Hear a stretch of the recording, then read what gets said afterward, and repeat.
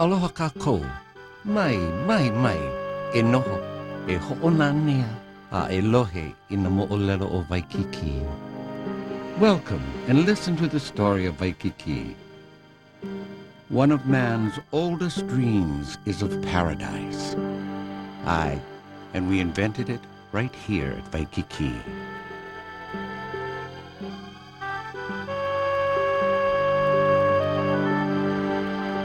Three streams come down to the sea here and make Waikiki a place of special mana, power.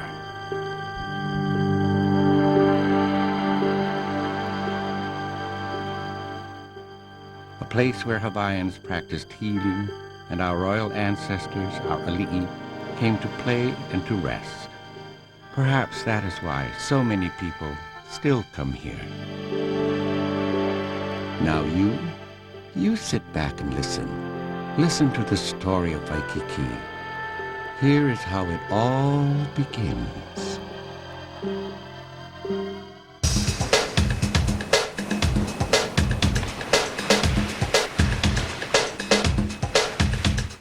Where the waves sweep toward the shore, there are stories of how the trade winds cast a spell.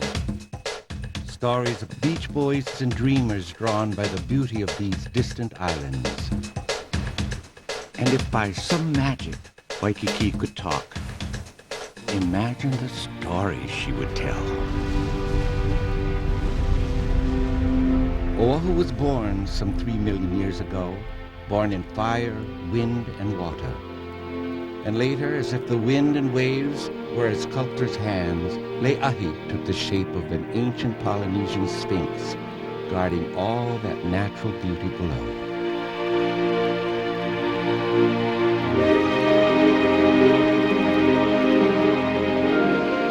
Then, sailing over thousands of miles of sea, the Polynesians came.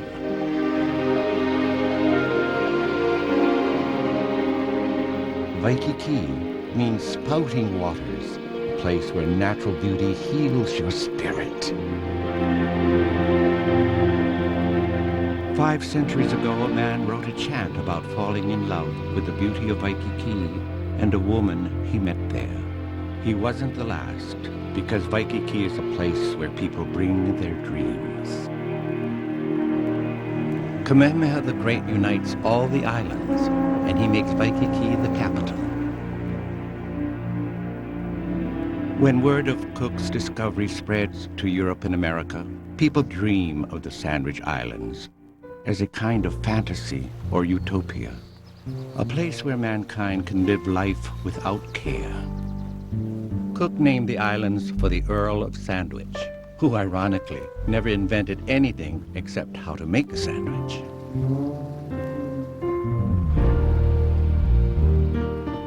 Waikiki is the breadbasket of the island, with sophisticated irrigation systems, fish farms, and taro patches. The waters that flow from the mountains to Waikiki are considered sacred.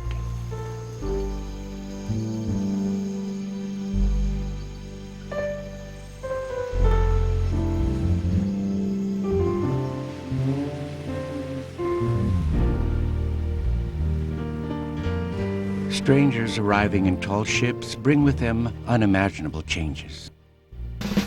Guns, cattle, rum, and diseases for which Hawaiians have no immunity. British sailors mistake the glitter of calcite crystals for diamonds, so they call Mount Le'ahi Diamond Head, or Kaimanahila. Waikiki's first real businessman is a foreigner who escaped slavery in America. He is Anthony D. Allen from German Flats, New York. He builds and runs a boarding house, a bowling alley, a tavern, and a small hospital for sailors on the plains of Waikiki. Most of the early visitors are sailors off whaling ships here for provisions, and raucous whaling crews peel into sleepy Waikiki.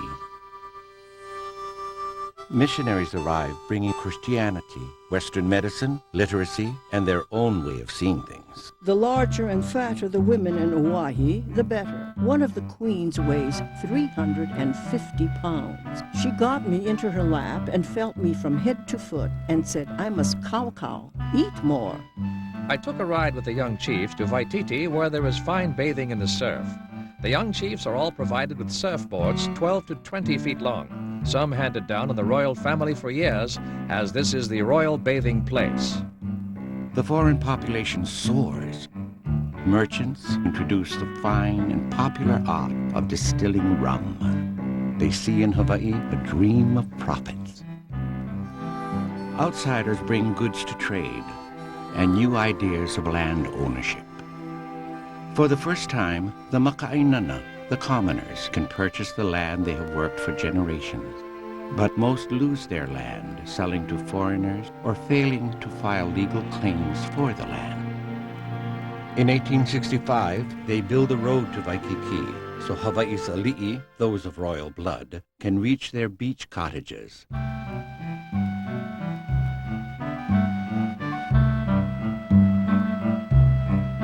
And then wealthy foreigners begin to build houses there.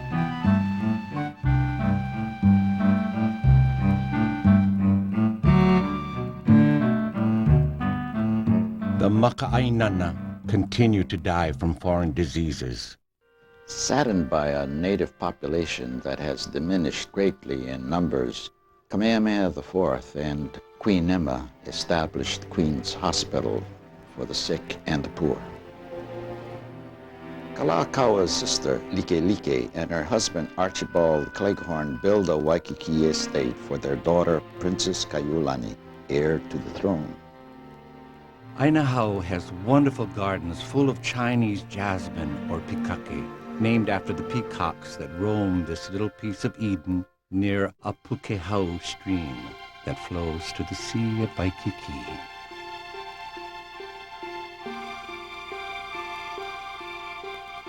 Young David Kalakaua becomes king, and sugar becomes the new centerpiece of Hawaii's economy. Chinese growers turn ancient fish ponds and taro fields in Waikiki into duck ponds and rice paddies to feed the influx of sugarcane workers.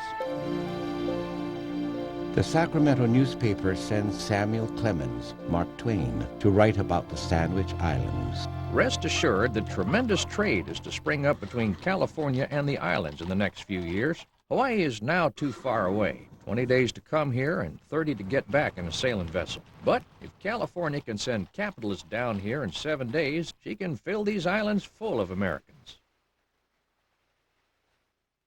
Kalakaua is a Renaissance man. During his reign, he believes in a Hawaii for Hawaiians and founds Halinaua, a society of scientists and elders who revitalize Hawaiian culture.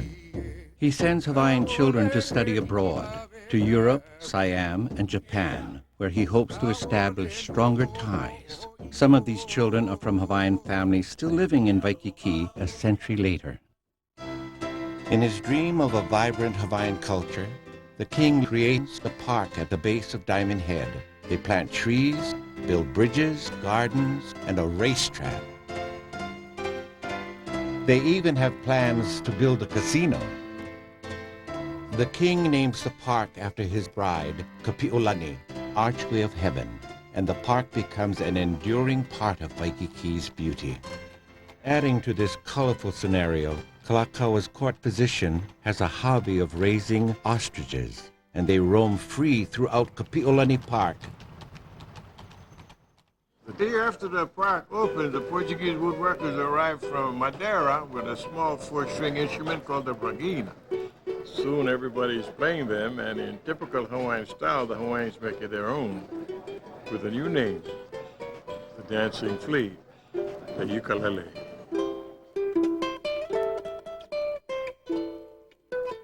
The ukulele is featured in the King's Royal Hawaiian Band and at Kalakaua's lavish parties.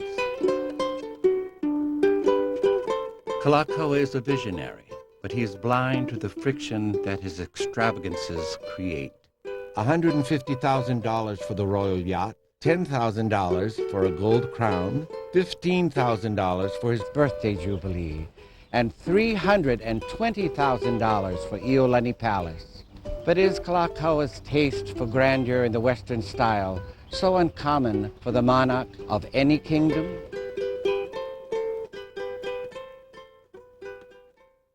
Captain William Matson sails his schooner to Hawaii, and that is the beginning of the Matson Navigation Company, which later brings just about everything and everyone to Hawaii.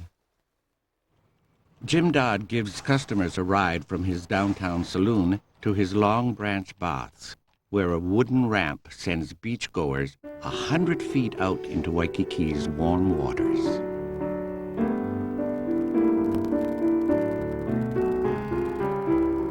The Park Beach Hotel is built below Diamond Head, and the hotel, Sans Souci. Robert Louis Stevenson comes to Waikiki with his mother, and he stays at the Sans Souci.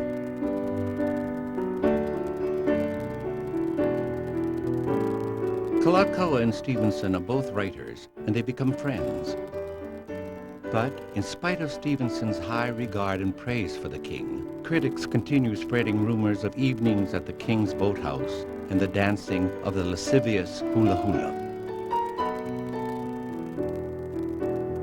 Then in January of 1891 in San Francisco, King David Kalakaua dies at the age of 54. Kalakaua's sister, Liliuokalani, takes the throne, but 2 years later, the Hawaiian kingdom is overthrown by a small group of American businessmen.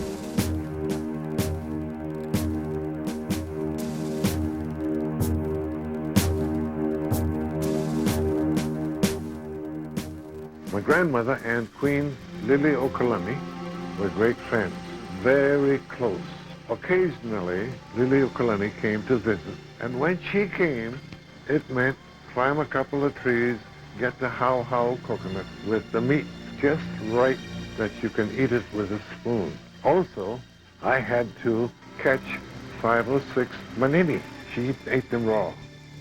Then go back out to Queen's Cliff at Waikiki and dive for vana and lipoa, limo. She liked lipoa. My grandmother, in the meantime, would be cooking Hawaiian stew, and that's what she had whenever she came. The U.S. annexes Hawaii and declares war on Spain. Kapi'olani Park is soon filled with tents of American soldiers. If 10,000 soldiers come to Honolulu, stay, say, 24 hours, they'll drink 700 gallons of beer, pineapples about 10,000, and curios at least $3 a man. If they all landed at once, that would be a larger crowd of outsiders than Honolulu has known since Kamehameha and his warriors marched uptown from Waikiki. Remember that lovely little princess Kaiulani? Now she knows she will never reign as queen.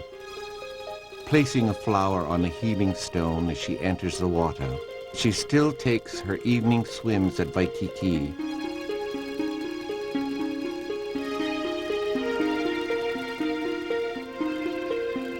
As the story is told, early one morning, Kaiulani's peacocks begin a wild wailing that doesn't stop. The young princess has died at the age of 24. Many say of a broken heart and the loss of her Hawaiian kingdom.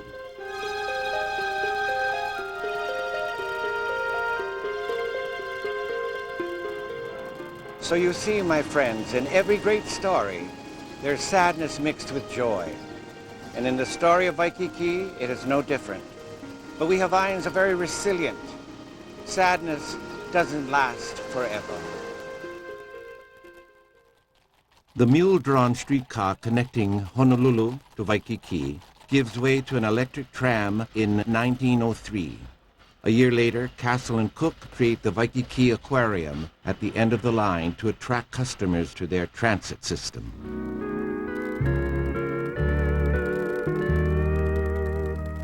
He's only 12 years old. Joseph Kekuku, a young Hawaiian boy from Kamehameha School, finds a steel bolt in the railroad tracks. He picks it up, slides it on the strings of the guitar, and he discovers a very unique sound. America falls in love with the Hawaiian steel guitar, and it's integrated into the heart of American music, blues, country, jazz, and even rock and roll. W.C. Peacock completes construction of the Moana Hotel, a symbol of the rising visitor industry. With 4 stories and a rooftop garden, it is the tallest building in Waikiki. According to an old Beach Boy legend, on a balmy August night, the captain of the British ship Helga mistakes the Moana's rooftop lights for those of the harbor, and the ship goes aground on the reef at Waikiki. The Moana becomes the only hotel to achieve the distinction of sinking a 200-foot vessel.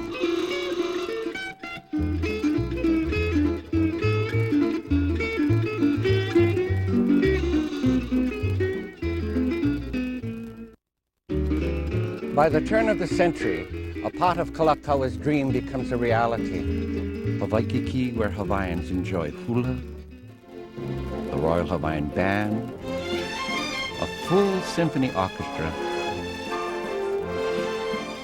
and a beautiful park. Waikiki is an international haven for the world's rich and famous who can afford the cost of travel. Matson provides weekly steamer service between San Francisco and Honolulu. America's best cowboys compete in Honolulu's first Wild West show at Kapi'olani Park. And ladies of the outdoor circle successfully lobbied to prevent billboards from ever being built on the slopes of Diamond Head. Hawaiian clubs like the Hui Nalu and Uluniu keep the ancient legacy of water sports alive. When American writer Jack London arrives in 1908, he is stunned by Waikiki's majestic waves and writes The Royal Sport, a nationally published essay on the art of surfing. Why, they're a mile long, these bull-mouthed monsters, and they weigh 1,000 tons, and they charge into shore faster than a man can run. Jack London, George Freeth, and Alexander Hume Ford formed the Outrigger Canoe Club. Soon there are canoe paddling contests and surfing carnivals where surfers ride 100 yards to shore, standing on their heads. Beach Boys make their own surfboards and preserve the boards with the juice of the tea plant. They'd work for tips, teaching visitors how to surf, giving outrigger canoe rides, acting as escorts, musicians, and trusted confidants. They become as impressive a natural attraction as Diamond Head. The ocean played a very, very important part in our lives. We swam there, we fished there, it was a source of entertainment as well as providing food. And we had 12 coconut trees around the yard. My grandfather planted a tree for every child that was born, but it was a closeness that was so beautiful. The support. If we entered any sports events, they were all there. You know, it was just absolutely beautiful. By 1911, Duke Kahanamoku turns in swim times so fast that national amateur athletic officials scoff at them. When he wins the 100-meter swimming title at the 1912 Stockholm Olympics, he vaults into international celebrity. Duke Kahanamoku embodies the image of the carefree waterman and an example of how Waikiki can shape a man. Waikiki still has 15 commercial fish ponds, rice paddies, duck ponds, and the mosquitoes. Mosquito guards. Duties consist of house-to-house inspection, examination of hotels, swill wagons, and duck ranches. Few people realize how much it means financially to Honolulu to have a clean port. There is a full-scale reenactment of Kamehameha's conquest of Oahu. But Hawaiians celebrating their own history are required to wear long underwear. Can you imagine? This is also a time when women wear cumbersome, full-length bathing costumes, until one day when a few daring tourists doff their gowns for men's woolen bathing suits. Far more comfortable swimming. Well, some helpful stranger returns the ladies' clothing to the hotel, and the ladies are forced to come ashore dressed as is. A wave of shock runs down the beach. But soon more women insist on wearing men's swimwear, and it becomes the rage, the bee's knees, the cat's pajamas, as we say. Protectors of public decency. As a matter of fact, It was my great-granduncle, Stephen Deshay, who proposes a law to ban people from wearing swimsuits on the streets of Waikiki. Oh, wait.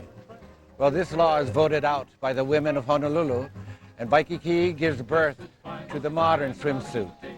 And for generations, this area of the beach here is known as Flappers Acres. The Waikiki Promotion Committee sets up a pavilion at the 1915 International Exposition in San Francisco. It turns into one of the great marketing stories of the century. Millions of exposition visitors hear the ukulele, and it takes off as a national fad. Henry Ka'ilimai's composition On the Beach at Waikiki becomes a major national hit. An idyllic image of the Hawaiian Islands slips into the nation's consciousness. Diamond Head, hula dancers, palm trees. Sweet brown maiden sang to me as she gave me a language lesson. New York's Tin Pan Alley begins marketing Hawaiian songs. Overnight, this humble instrument of Waikiki's Beach Boys becomes part of mainstream American culture. A decade later, hundreds of thousands of ukuleles sell across the country. Sonny Kuna, a young native Hawaiian Yale graduate, adapts the old Moanalua hula into Bula Bula, and it becomes Yale's school song. Johnny Noble joins his orchestra in 1918, and modern Hawaiian music is born. The ukulele becomes part of the image of the college kid with his raccoon coat and a flapper on his arm, a symbol of American freedom in the roaring 20s. Ukulele lady like you. If you wanna linger where it's shady, ukulele lady linger too.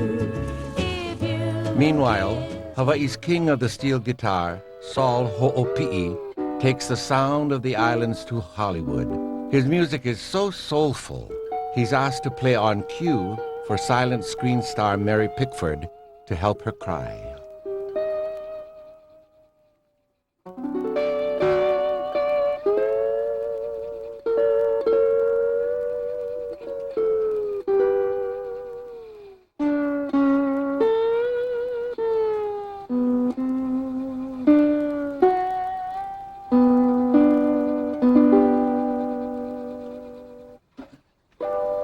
I was born and raised in a little town in Lima, Ohio, and in those days they had a series of shows in the Midwest called Chautauquas, and they were gone like magic. The next day, pulled up and gone to the next town, and it cost $1 to get in, and I had never seen $1, but a friend of mine did, and he took me to the show. It was a Hawaiian troupe that was on tour. There was about 7 or 8 in the troupe. I imagine that it was a family.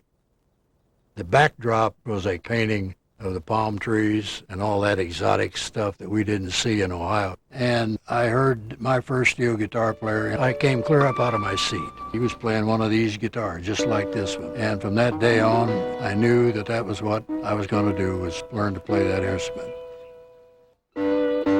Thousands of people ride the avenue to Kapi'olani Park with its beautiful lily ponds, horse races, and polo games on Saturday afternoon. Horse races in those days, really very funny. Betting was open to whoever had silver dollars, kala, or gold pieces, and everybody bet, even the chief of police, the chief of detectives. The whole place was jam-packed, and everybody bet. The majority of people attending were families.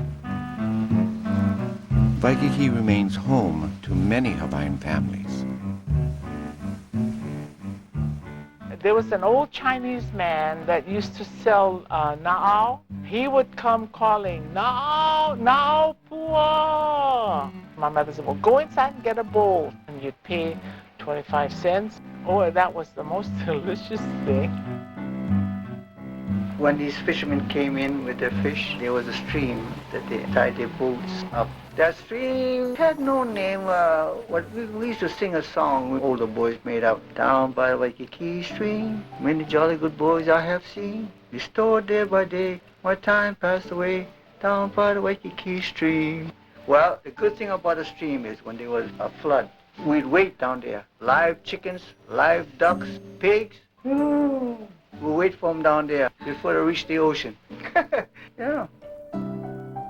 After heavy rain, stagnant waters spill into Waikiki, and it looks like agriculture and tourism can never be comfortable bedfellows.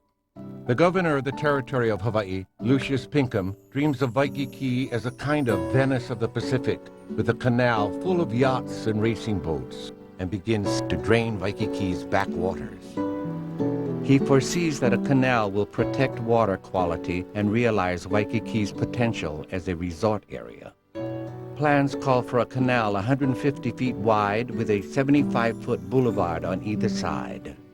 A strong supporter of Lucius Pinkham in his race for governor, Walter Dillingham receives the contract at a bid of $22,500.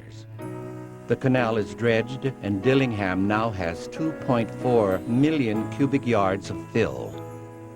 Waikiki landowners are then required by law to raise the land levels by buying the fill at 59 cents a cubic yard. The cost of this massive civil engineering project is thus borne by the local landowners. Many are forced to sell.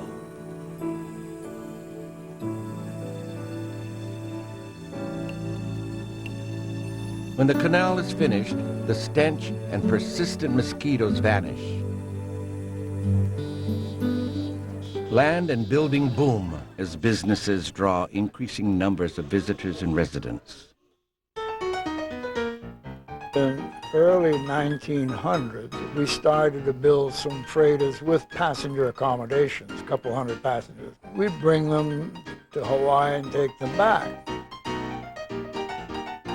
And then the people who were running Matson said, well, gee whiz, if we had suitable hotels, maybe we could get them to stay. So we built the Royal Hawaiian to induce the tourists to stay. The graceful Pink Palace is completed in 1927. Its gala opening is called the biggest event in Honolulu since the invasion of Kamehameha.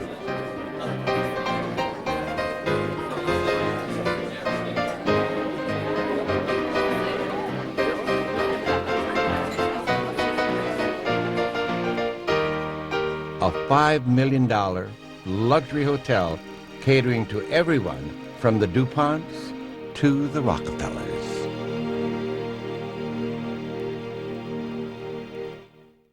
The dream of Waikiki as an exclusive resort has come true. Golfers can even book a game at the hotel's new Waialae Country Club. Meanwhile, down the beach, Duke Kahanamoku dedicates another new attraction, the War Memorial Natatorium.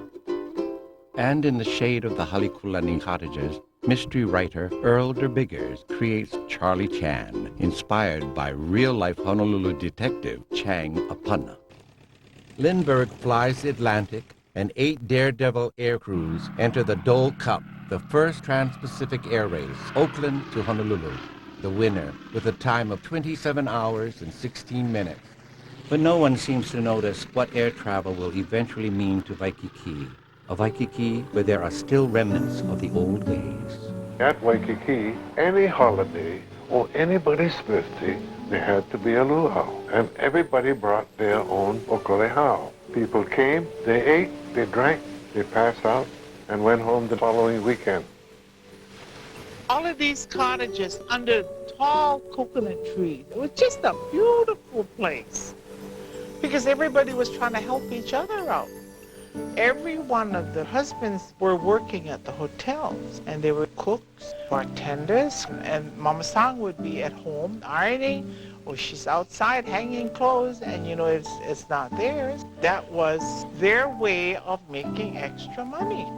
They had these children coming about, and we all give them credit for doing it.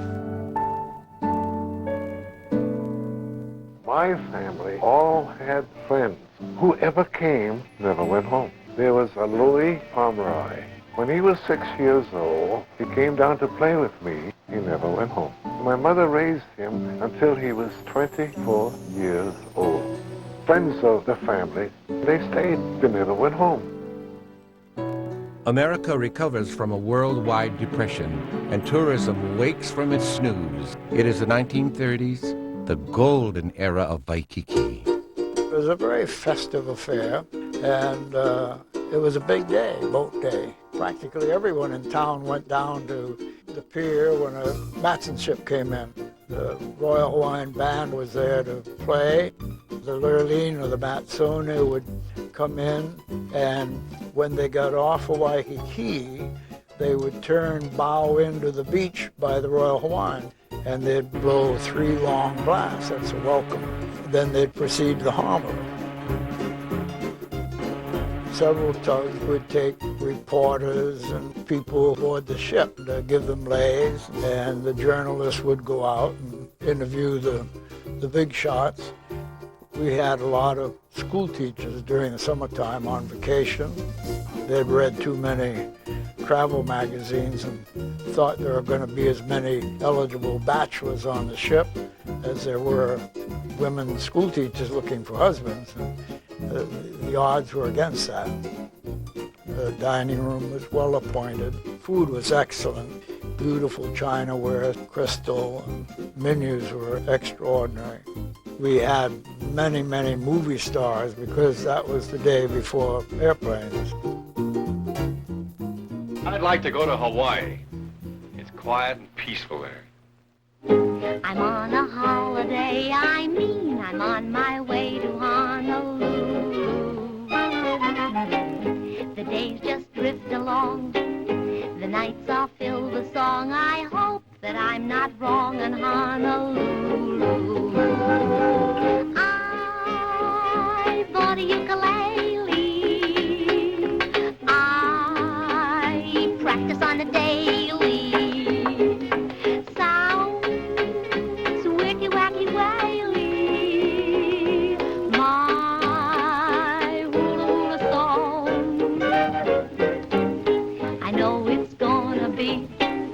An awful blow to me unless I find romance in Honolulu. I know just how it looks from the pretty picture book, so please don't disappoint me, Honolulu. Diving boys, mostly Hawaiian boys, would congregate along the side of a passenger ship before it was ready to sail. And people would throw coins over the side, and they would dive to pick up the coins. A coin doesn't go straight down, it slants back and forth. If you're a good swimmer, you can catch the coin long before it hits the bottom. They would come to the surface with big smiles, show the coin to whoever threw it, then put it in their mouth. They weren't too happy about a penny, but anything else was pretty good. You know, for 25 cents, you could get a full lunch at the Eagle Cafe on Bethel Street. And what kind of lunch was that? Oh, that was a salad, an entree, fish if you wanted, apple pie, drink. When the Matson ship sailed at 4 p.m., it blew 1 long blast, and everybody checked their watch and set it for 4 o'clock. If you watch the women on the pier, the spectators, even if they didn't know anyone on the ship, as soon as the band played Aloha Oi, they'd all start crying.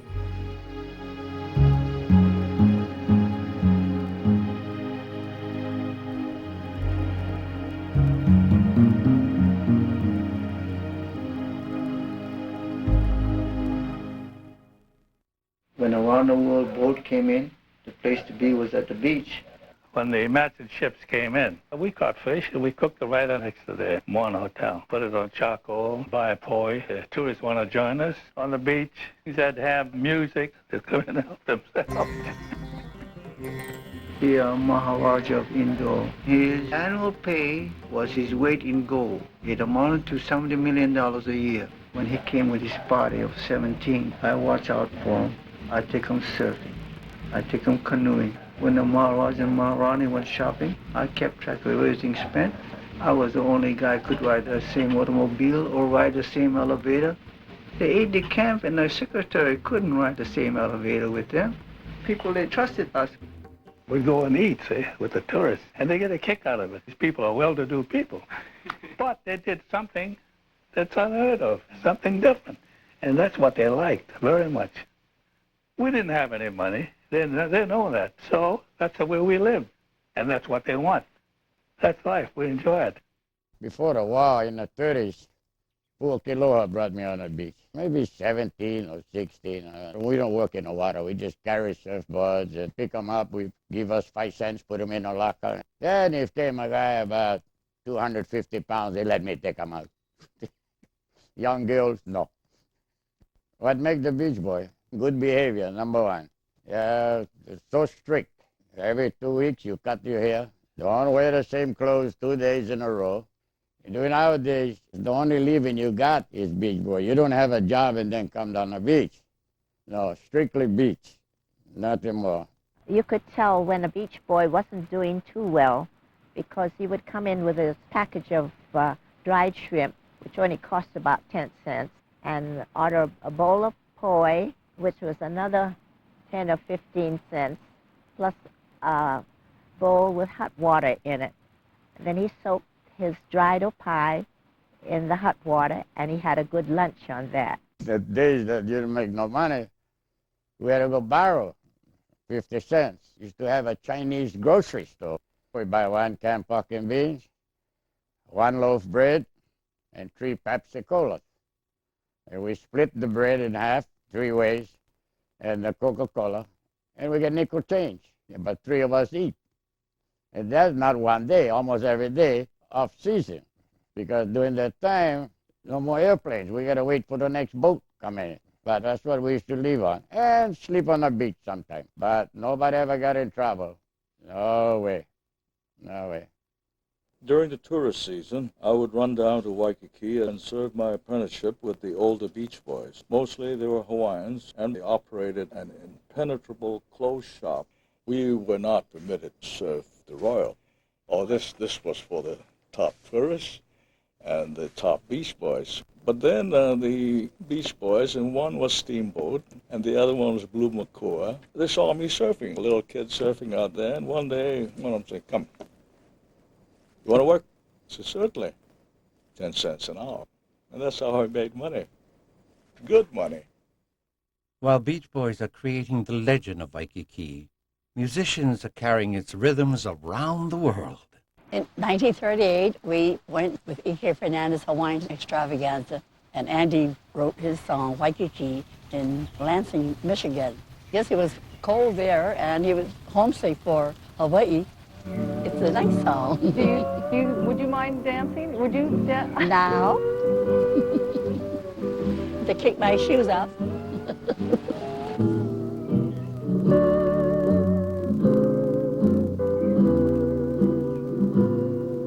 There's a feeling deep in my heart, stabbing at me just like a dart.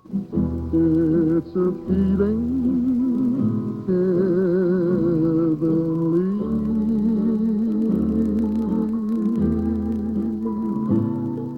I see memories out of the past, memories that always will last.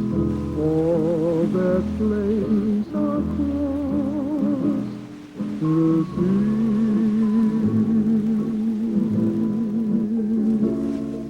Waikiki,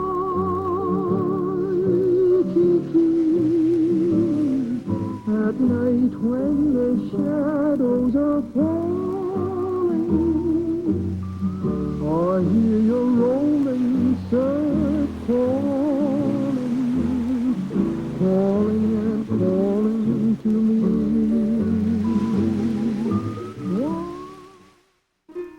My mama, Louise, had one of the first hula studios here in Waikiki. Bing Crosby was here also at that time, and she became his choreographer for his movie, Waikiki Wedding. When Waikiki Wedding opens in 1937, Harry Owen's composition, Sweet Leilani, wins the Academy Award for Best Song, and it is Crosby's first million-selling record.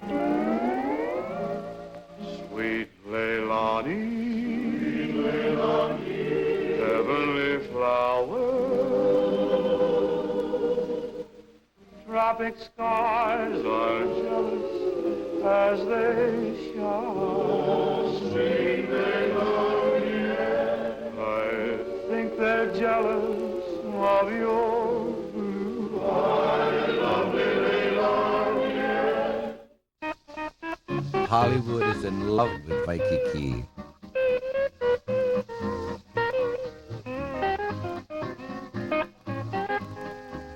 She is my dear little sweet little Honolulu town boy. She lives on fishing pond, little boy, Her version of a native dance done with taps.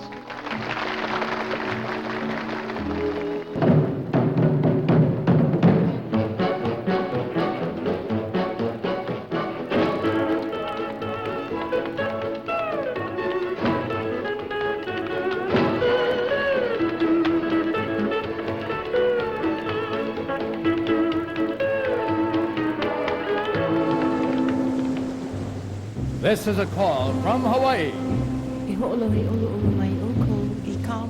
Reaching millions of people across the country, Hawaii Calls is the longest continuous program in American radio history. Here we meet again beneath the mighty Moana banyan tree beside the sea. The great panorama of Waikiki Beach before us. Old Diamond Head at one end, surfboards and outrigger canoes catching waves out there. Many colors along the shore, a bright and beautiful picture. This is Webley Edwards speaking, for all the islanders, for these many mainlanders from so many places, whose voices now rise with us in that traditional shout. Hawaii calls to millions of Americans, and one voice stands out. Don McDermott holds auditions for a new vocalist with the Royal Hawaiian Orchestra. We were looking for a singer. There's a bunch of guys came over, young boys. I think they must have run away from school. So this fella came up, and so they pushed him up there, and he sang, "Oh, Blue Hawaii." Right. So we look at Don look at us, to me and David Kamiva. That's the boy. He was out for the fucker. Pan American's Clippers bring paradise closer to the rest of the world. But now from Europe and Japan, there are war clouds on the horizon. The attack on Pearl Harbor turns life on sleepy Oahu topsy-turvy. Martial law means censorship of all mail, phone calls, radio broadcasts, newspapers, curfew. The military issues identity cards, gas masks, nighttime blackouts. The military runs the courts. Tourism vanishes, and Waikiki is transformed overnight. Work hours and wages, housing and rents are now under government control. Food, gasoline are all rationed. Thousands of GIs and civilian workers add to Hawaii's wartime economic boom. Divers raise sunken battleships and repair them for service. Hotels become recreation centers for soldiers, sailors, Marines. Hawaii becomes a stopover for millions of servicemen en route to some of the most intense land and sea battles in our history.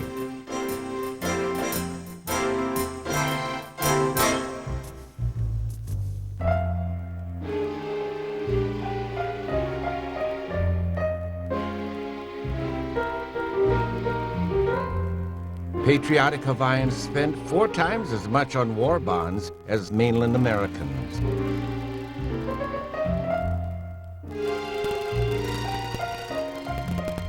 President Franklin Delano Roosevelt arrives in the islands. General MacArthur meets FDR, who will stay at the Holmes residence at Queen Surf on the beach at Waikiki. The general drives up in the biggest 4-door convertible on the island. The car is borrowed by his staff from the most notorious madam Honolulu has ever known. And here in the shadow of Diamond Head, the President of the United States, General MacArthur, and Admiral Nimitz plan the final Pacific offensive of World War II.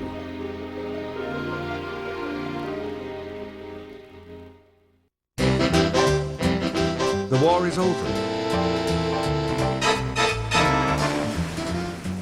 Musicians go back to work in Waikiki.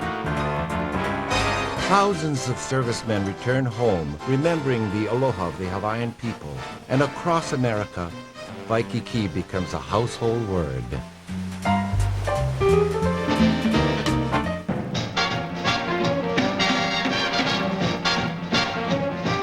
It's just an old Hawaiian hula-baloo-wow, where you can do a hula creation with boogie syncopation that will give you a spin. You ought to go and see a hula-baloo-wow, 'cause when you do a pretty Hawaiian, we'll stop the grass from flying and you'll have to join in. They sing to the beat of the native drum and the mellow steel guitar. She'll be coming around the old volcano when she comes swinging, beat me, daddy, ain't to the bar. And when you've been to see Airplanes can now reach Hawaii in 12 hours. After the war, the manager heard our music, and he always said, boys, you make Hawaii. You folks singing, you're beautiful. He would let us sit with the people. I'd get out and dance with some movie people. We'd sit down and talk to them, which we wasn't allowed before. We were part of them.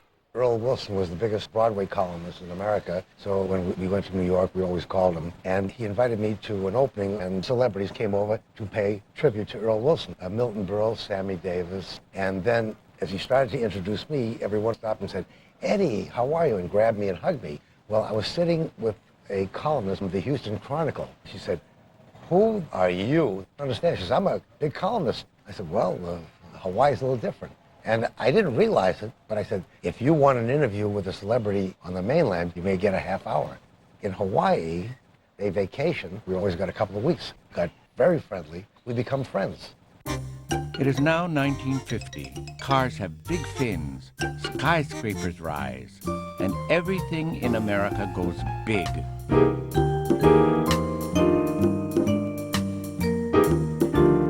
And that's when Roy Kelly decides to make the dream of Waikiki available to everyone. He and his wife Estelle open hotels with hundreds of affordable rooms. But the boom is just beginning.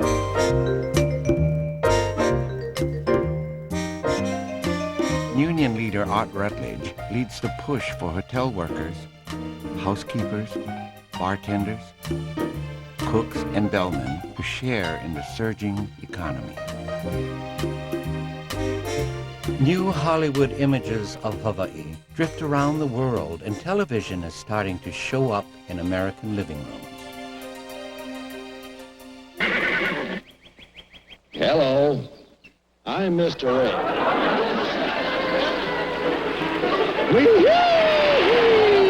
This is alive!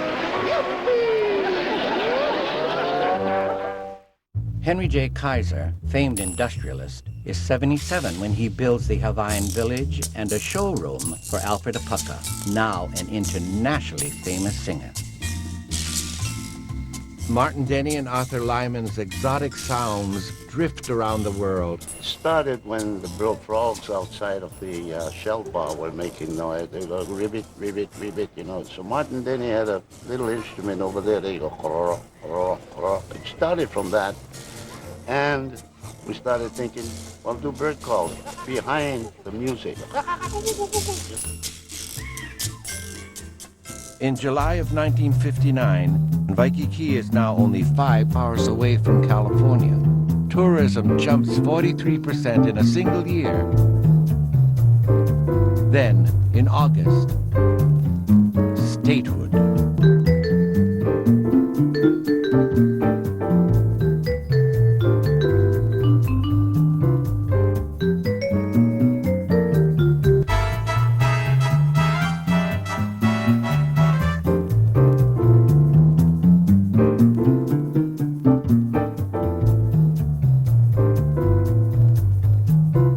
Hawaii's water sport champions become national heroes.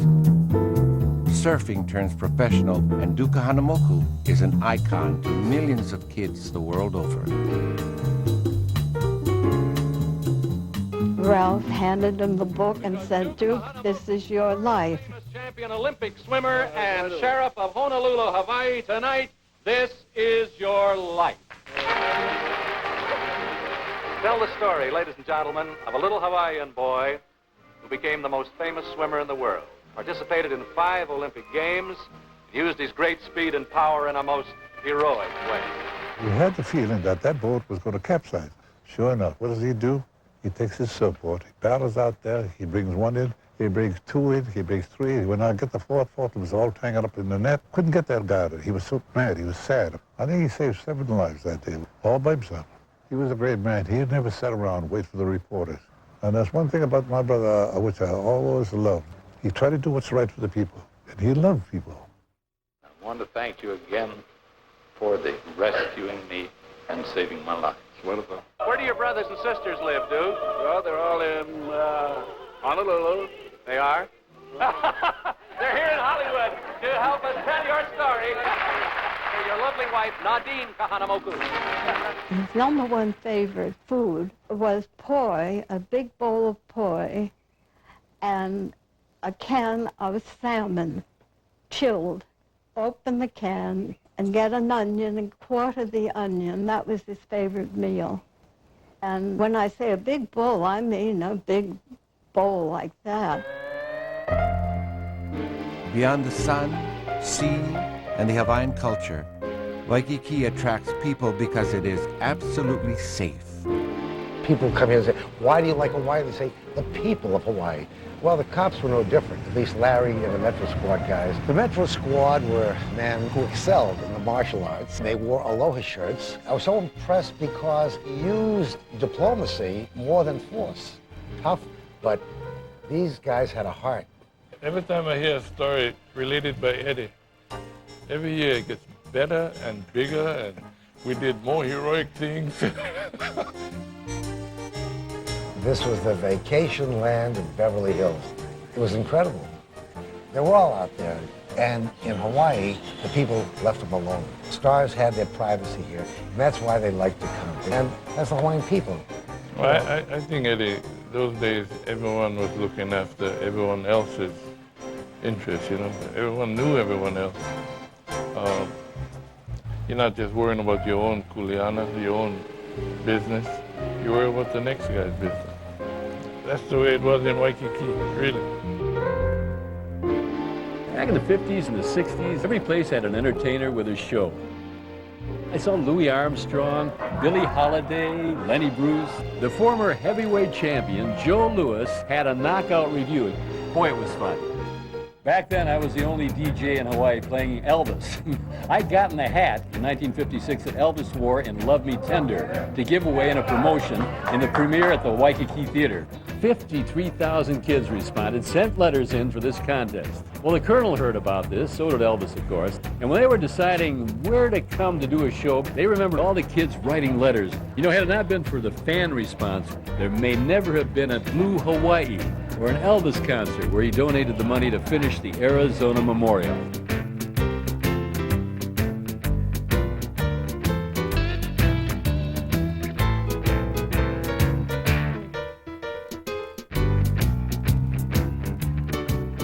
Hawaii passes the 1 million visitor mark.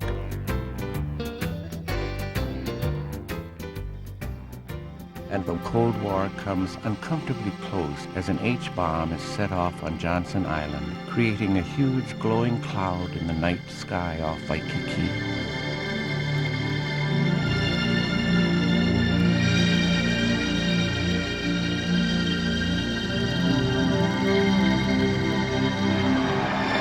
Governor, Senator Inouye, Saki, ladies and gentlemen, I want to express a very warm aloha at being back here in Hawaii, and to tell you that I come from another part of the United States, 6,000 miles away, and we are proud of this city and this state and what it stands for. I have come here on a matter which concerns us all, and that is how the American people can live more happily and more securely together.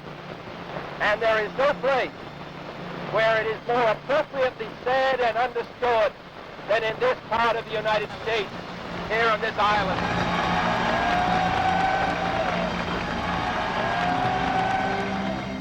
President John Fitzgerald Kennedy rides through Waikiki in the same car that will carry him a few months later on his fateful motorcade in Dallas, Texas.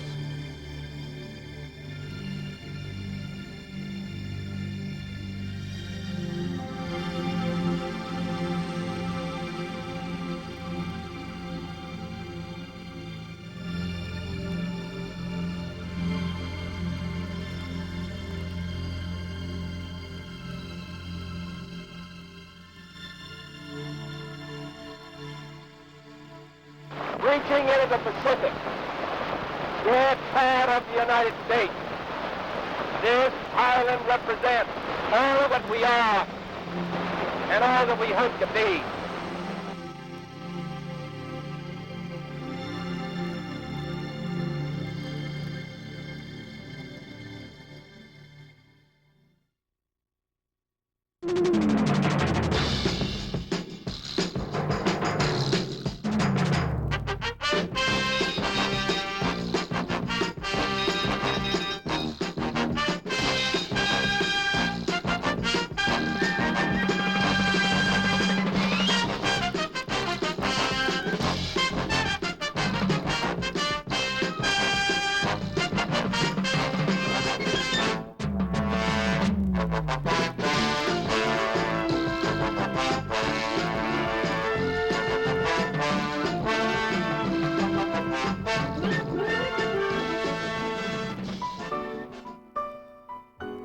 There was more nightlife in Waikiki at that time than in LA, and the Barefoot Bar was the hit of the town.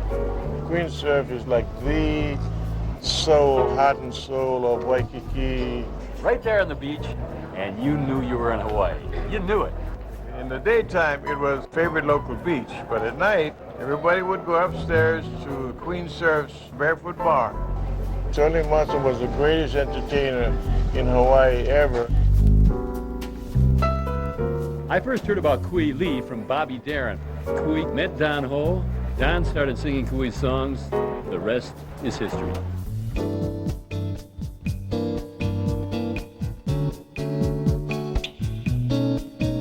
Kui was a genius. He was a beach boy like myself. He was a restless Hawaiian. He was a writer. I was just a messenger. Yeah.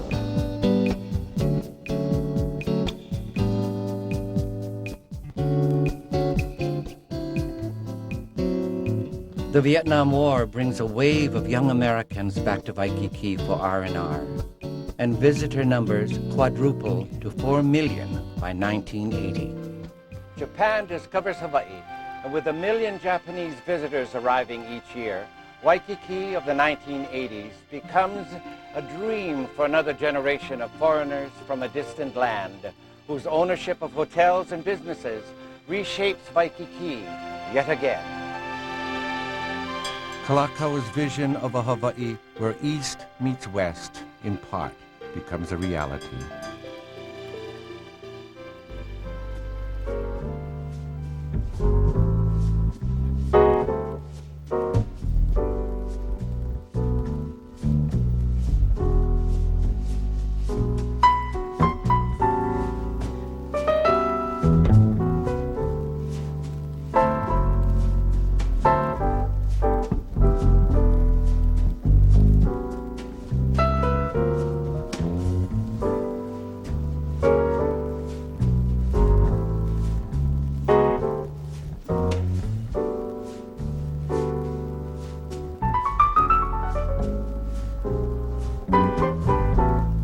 Generations who have made Waikiki famous have passed. But along Waikiki shores, you can still see Beach Boys strumming the same melodies sung by their great-grandfathers, or paying homage to one of their own at a traditional Beach Boy funeral, or at a gathering of some of Waikiki's entertainers. It is the people who keep Waikiki alive with their stories and songs.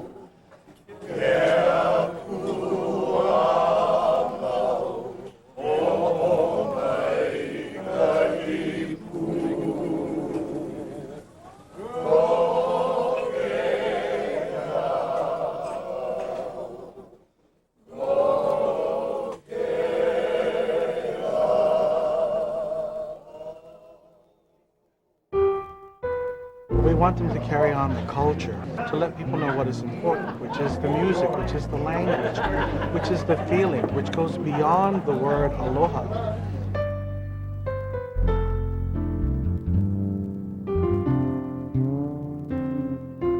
As long as the songs of Waikiki are sung, and there are many, many beautiful Hawaiian songs, Maki Ailana, Ainahau, Kaimanahila, as long as we hear the words of these songs that the composers wrote many, many years ago, describing Waikiki as it was, this is what keeps the spirit of Waikiki alive.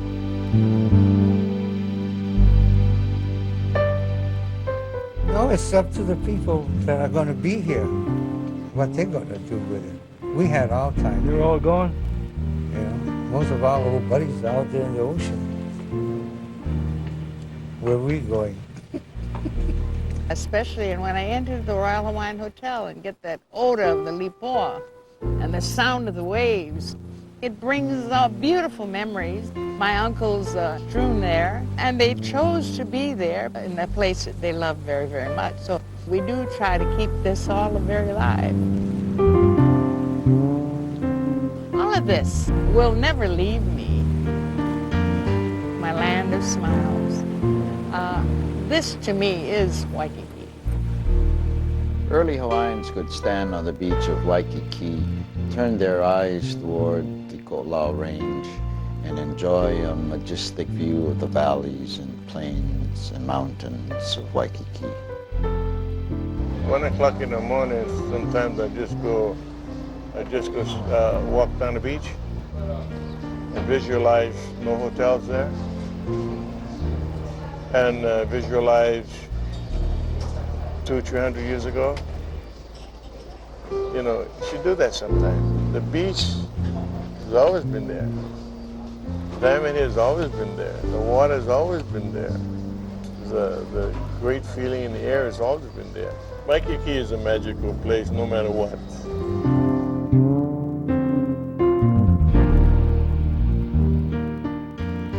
The old folks used to open the car doors, and as you ran to the beach, you hem all your clothes. You took off your clothes and you went into the drink just bare. That was Hawaii. That was Waikiki. Waikiki was old when I was born. I'm old now, and Waikiki is young. So come on over. Come to Waikiki. Beneath the same diamond head that Kamehameha the Great used to guide his war canoes, and on the same feathering waves that Duka Hanamoku rode to shore. The next chapter of Waikiki's history is coming to life. Eo mai e nakanaka o Hawaii. Waikiki in the wake of dreams.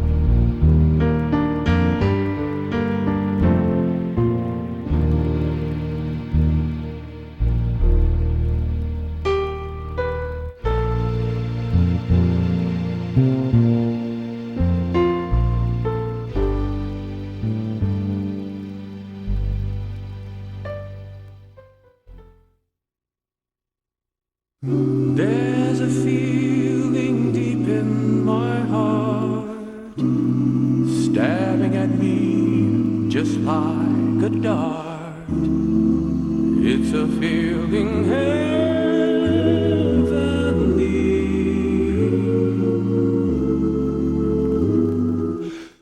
I see memories out of the past, memories that always will last, of a place beside the sea.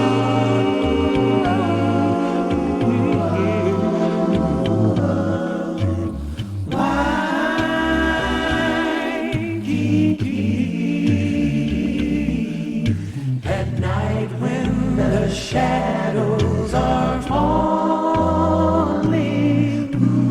I hear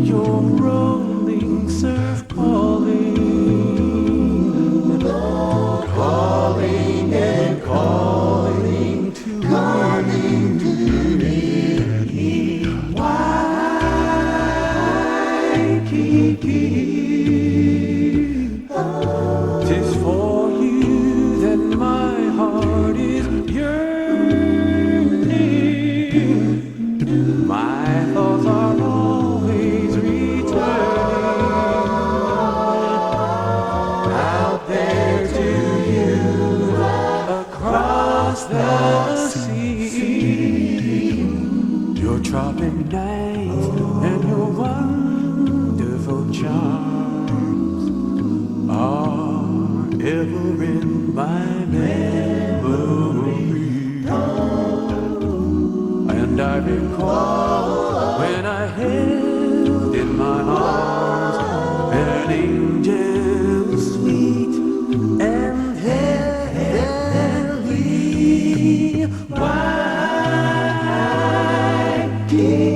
Waikiki, my whole life is empty without you.